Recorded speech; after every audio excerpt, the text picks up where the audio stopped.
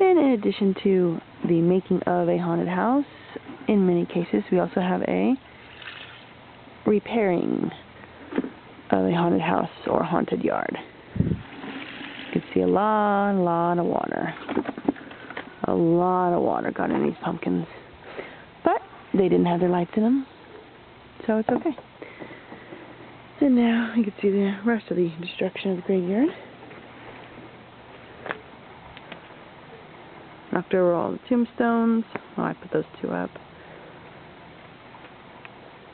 Spiderwebs are mostly down. Those are really bad.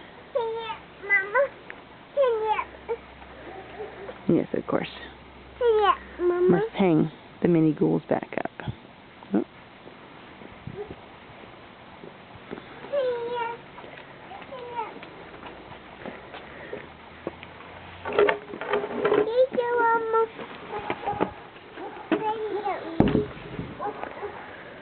So in addition to knocking everything down, found out that this lovely Reaper of my favorite makes a horrible mess when it gets wet, because they didn't rinse it out when they dyed it. But that's okay. That's easily washed.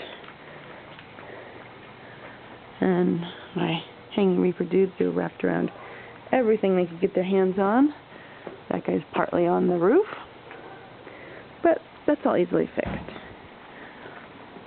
Didn't have any damage to the tree or to the house with the 80-mile-an-hour winds, apparently, which is a good thing. That's a marble.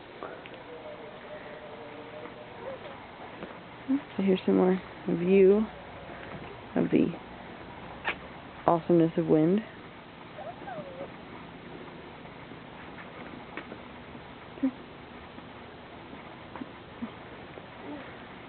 But, of course, the mine entrance is still standing.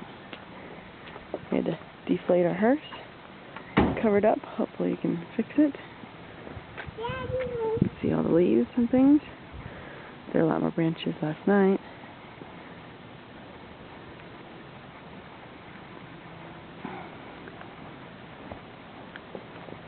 And there's the entrance to the mine.